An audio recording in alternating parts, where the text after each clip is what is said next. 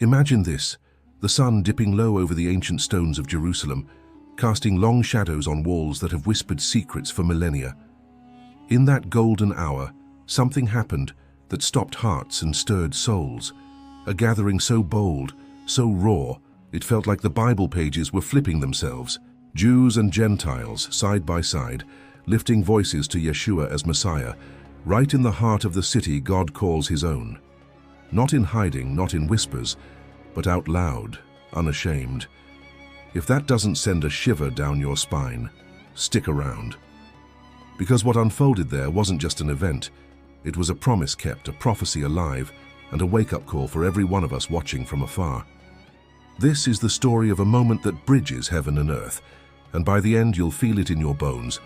We're not just reading history, we're living it. Let's step back though, because stories like this don't start in a single day. They build like a storm on the horizon, slow and steady, until the thunder cracks and everything changes. Picture Jerusalem, not as the postcard city we see in movies, but as a beating heart, scarred, resilient, pulsing with the ache of generations. For thousands of years, this place has been a battlefield of empires and dreams. Babylonians torched it. Romans scattered its people like ashes in the wind. The Jewish families, torn from their homes, wandered the earth carrying their pain like a hidden wound. But in the quiet of exile, God didn't forget. He whispered promises through prophets whose words feel like they were written yesterday. Take Zechariah, that fiery voice from around 520 BC. In the rubble of a broken nation, he saw visions that would make your breath catch. Zechariah 8:7-8, I can almost hear him saying it. I will save my people from the countries of the east and the west. I will bring them back to live in Jerusalem. They will be my people, and I will be faithful and righteous to them as their God. Faithful and righteous. Those words aren't fluffy, they're ironclad. God wasn't making a suggestion, he was swearing an oath. And for centuries it looked impossible. Jerusalem trampled under Gentile boots, Ottomans, Brits, Jordanians, each one stamping their claim, each one a reminder of the to until Jesus spoke about in Luke 21:24. Jerusalem will be trampled on by the Gentiles until the times of the Gentiles are fulfilled.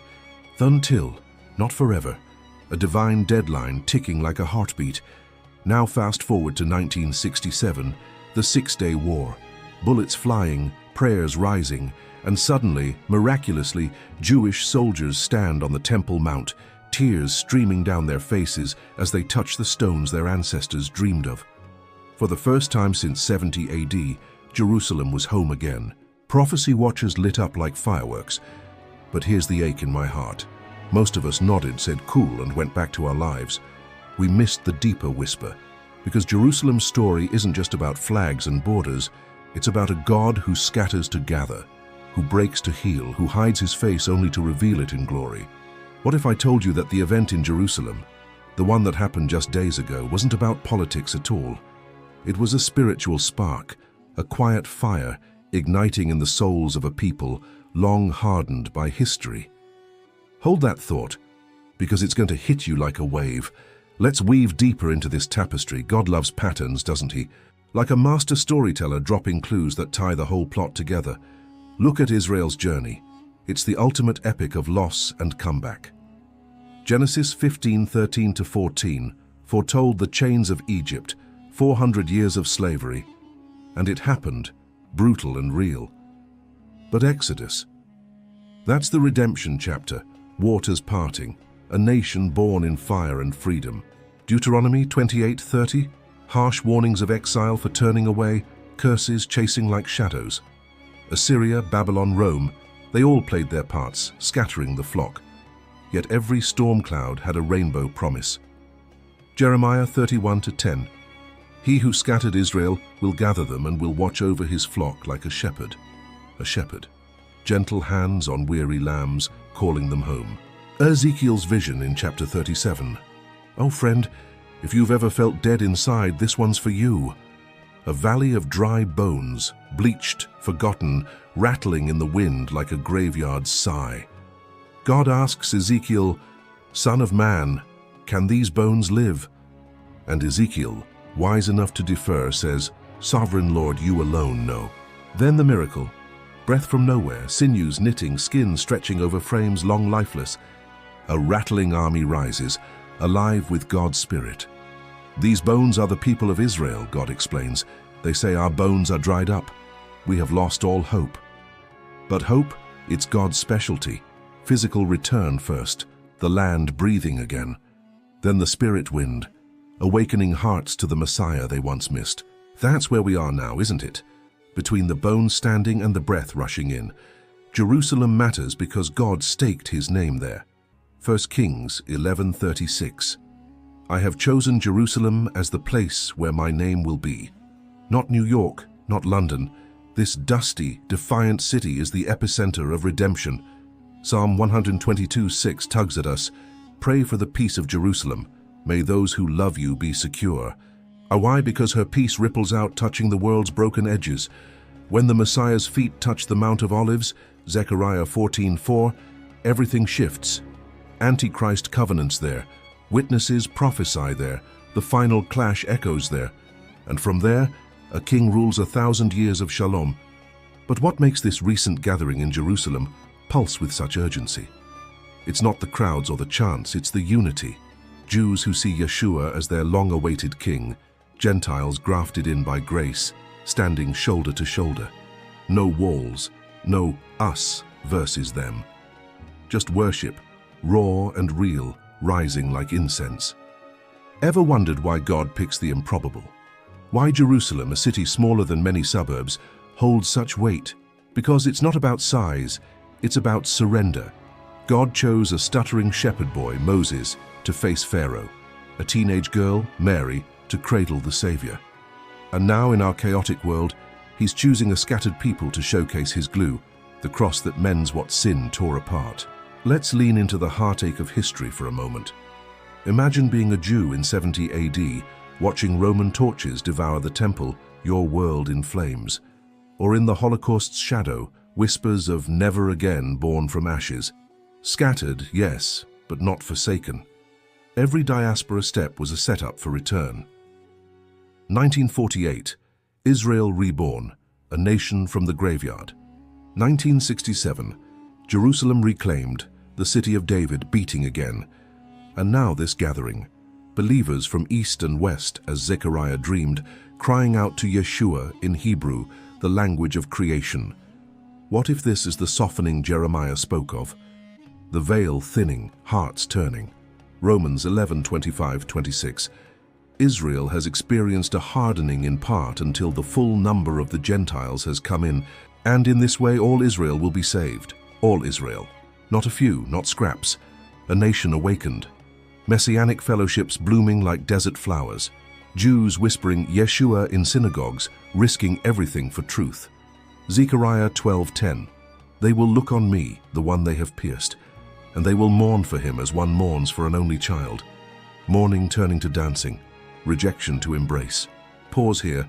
Does your heart ache with hope? Because mine does. This isn't abstract theology. It's people, real and raw, stepping into light after lifetimes in shadow. Now, the event itself. Picture the scene. October sun warming the stones near the old city walls. Not a massive rally with megaphones, but a sacred circle. Hundreds strong from nations near and far. Jewish voices laced with ancient timbre, blending with Gentile accents in a symphony of praise. They read Isaiah 62, 1-7, those watchmen on the walls verses. For Zion's sake I will not keep silent, till her vindication shines out like the dawn, her salvation like a blazing torch. No silence here, shouts of hallelujah echoing off the hills. Leaders step forward, faces etched with the weight of generations. One, a rabbi's son turned believer, declares in flawless Hebrew, Yeshua is the Messiah of Israel, the Savior of the world. Gasps ripple through the crowd. For centuries, such words meant exile, stones thrown, families shattered. But today, applause, tears, embraces across divides. A public reading of Romans 11, the mystery unveiled. Gentiles provoking Jews to jealousy, leading to salvation's flood. Why chills? Because Ephesians 2:14-16 isn't a nice idea, it's a blood-bought reality. For he himself is our peace, who has made the two groups one and has destroyed the barrier, the dividing wall of hostility. That wall, built by prejudice, toppled by a cross. In Jerusalem, of all places, where walls literal and figurative have defined pain, they worshipped as one new humanity. No rituals to earn it, no formulas to follow, just grace, spilling over like wine at a wedding feast. But let's not romanticize too quickly. This moment carried risk, security tight, eyes watching from shadows. In a city where faith divides as often as it unites, standing for Yeshua means choosing sides. Yet they did, boldly, as if the Spirit himself parted the crowd. And in that declaration something shifted, not just in Jerusalem but in the heavenlies, a thread pulled in the prophetic tapestry, colors brightening. What happens when ordinary people step into extraordinary promises?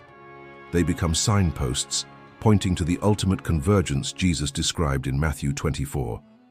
Wars and rumors, quakes shaking foundations, famines gnawing at hope. False lights flickering, gospel jets across screens to every tongue. The fig tree budding, Israel alive, leaves unfurling. When you see all these things, Jesus says, you know that it is near, right at the door. Not one sign, but a chorus, harmonizing louder each day. This gathering? Another voice in the symphony. Earth pains, as Romans 8:22 paints, creation groaning like a mother in labor, contractions quickening. We've all felt it, the world's fever rising, news feeds a blur of brokenness. But here's the ache that heals. Those groans herald birth, not death. Redemption breaking dawn. Ever felt small in the swirl, like your prayers are whispers lost in wind? Jerusalem reminds us, God's not deaf, He's faithful. If He gathers nations after millennia, what about your scattered dreams? That promise in Isaiah 43:1, fear not, for I have redeemed you. I have summoned you by name. You are mine. That's for you too. In the shadow of olives where Jesus wept over the city, He's weeping still, for the lost, the hurting, the you scrolling late at night, heart heavy. But this story stirs urgency too, a warning wrapped in wonder. Time's not endless. Christ's return, Acts 1:11, that same Jesus ascending from olives, descending to it. Zechariah's feet on the mount, splitting rock like bread. Revelation 19's rider on white horse, robe blood-dipped, name word of God. King of kings, eyes fire, sword from mouth. Every fulfillment nudges us nearer. Are we drowsy spectators or wide-eyed sentinels? Think of the dry bones again. Ezekiel saw the rattle, the rise, but the breath. That's us, carrying spirit wind to dry places. That gathering in Jerusalem, a gust fanning flames. Messianic growth exploding, 30,000 believers in Israel now, up from whispers. Gentiles pouring in, provoking holy jealousy. The full number coming, all Israel saved. It's not distant, it's dawning. Let me pull you closer to the emotion of it all. Imagine being there, a young Jewish woman raised on Torah scrolls, hearing Yeshua's name without shame. Or a Gentile dad far from home, linking arms with strangers who feel like family. Laughter mixing with sobs, songs in Hebrew and English weaving heaven's anthem. In that circle, walls didn't just fall, they dissolved. Hostility's barrier, dust, peace, palpable like morning mist, and the declaration, oh, the power. Voices rising. God is faithful to His covenants. From multiple tongues, yet one heart. Isaiah 62 recited, watchmen vigilant, no rest till Jerusalem shines. It's as if the prophets leaned in from eternity, nodding, yes, this.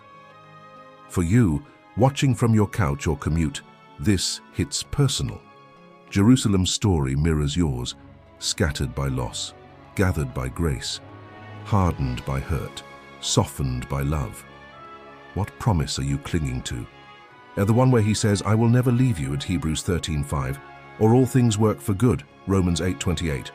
If God's clock ticks for cities, it beats for souls, but urgency presses, this is invitation and alarm. Jesus at the door, Matthew 24:33. Ready, surrendered, sharing the light. In labor's pains, don't numb out. Wake, watch, worship.